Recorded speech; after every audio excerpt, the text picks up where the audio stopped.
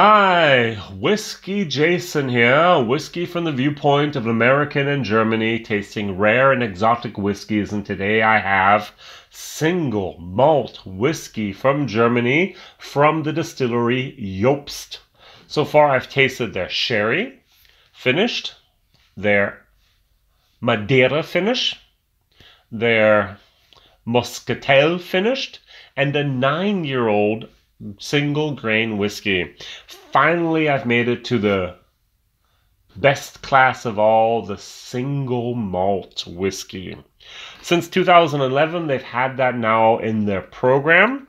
It's been part of the product range, and we have here a 5-year-old with 43%.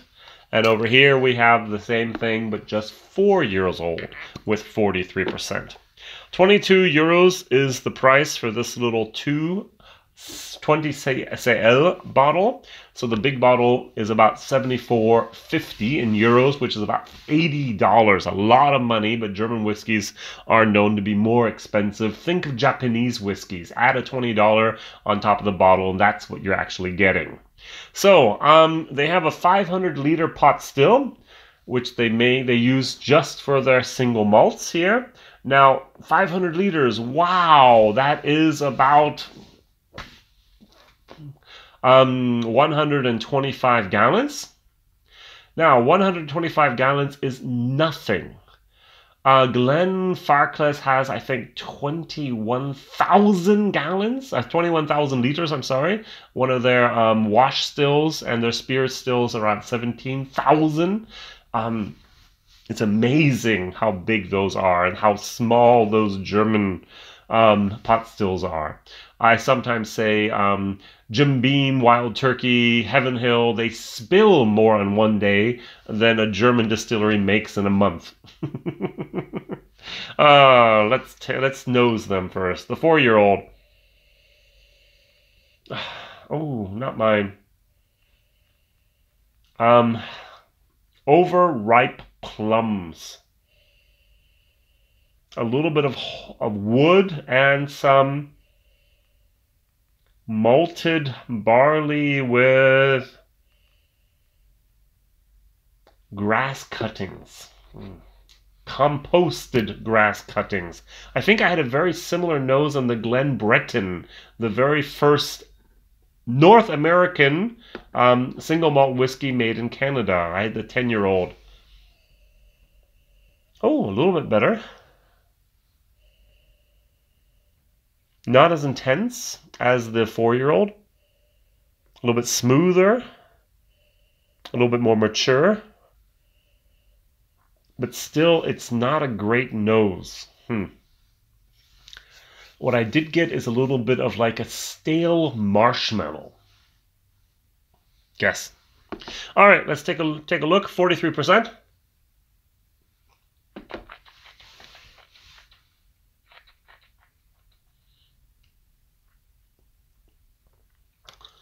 Oh no! It just kind of turns on you. It comes in fairly nice, but then it just develops. I'm going to stick with my overripe plums. There's a little bit of cotton candy in there. There's a little bit of wood in there, but nothing like a bourbon. I do a little bit of the grass clippings. If you mowed your lawn, put it on the compost pile, and came back about 2 weeks later. Ooh, all right, it started to compost. That's what you get. So a little bit of water here. The 5-year-old, 43%.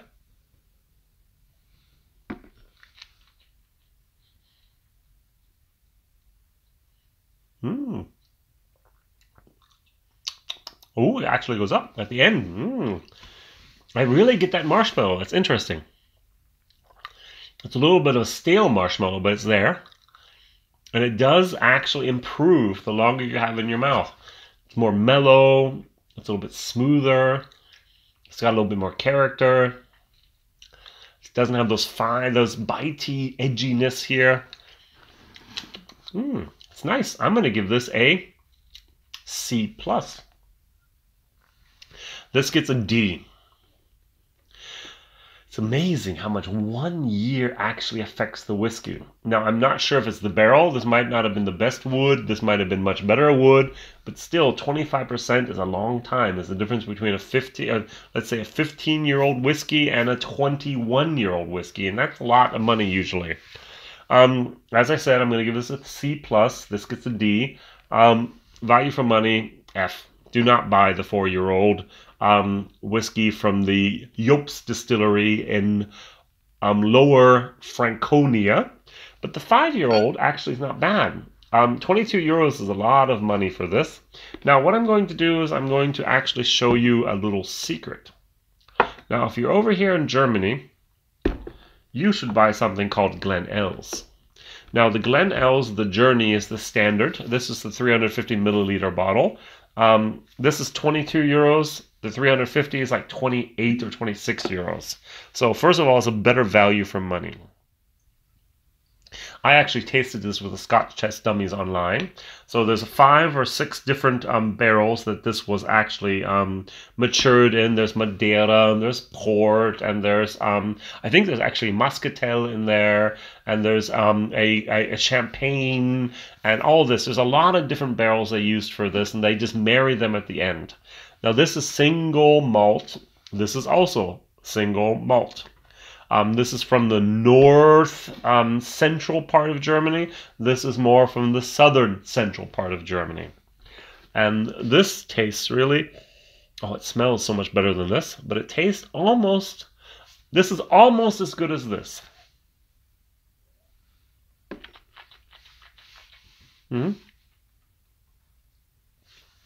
Much more fruit, much higher fruitiness in this due to the different barrels it was matured in. This was only matured in a red wine barrique with oak and chestnut, interesting enough. And it can almost keep up with this. Now, that's the problem with the price for money. This is actually available all over Germany. You can sometimes even find this in a supermarket. This, mail order only. All right? You can go to the distillery. If you're ever in Bad Kitzingen, please take a look. That's a very, very good place to go. But if you're not in Bad Kitzingen, maybe you can find something called Glen Else, The Journey. All right, so WhiskyJason here, whiskey from the viewpoint of American tasting single malt whiskey from Germany. Who would have guessed? And it's from the Jobst Distillery. And the 5-year-old is very, very interesting and very nice. Forget the 4-year-old, not ready yet. My videos are Mondays, Wednesdays, and Fridays. Thank you very much for watching. Please like, please subscribe. And my question of the day is, have you ever tried any type of alcoholic beverage from Germany? Beer, schnapps, wine, whiskey. What was your favorite alcoholic beverage from Germany? Question of the day. Would love to read about it. Thank you very much. WhiskyJason here. An American living in Germany now for over 25 years, tasting rare and exotic whiskeys. See you soon. Bye-bye.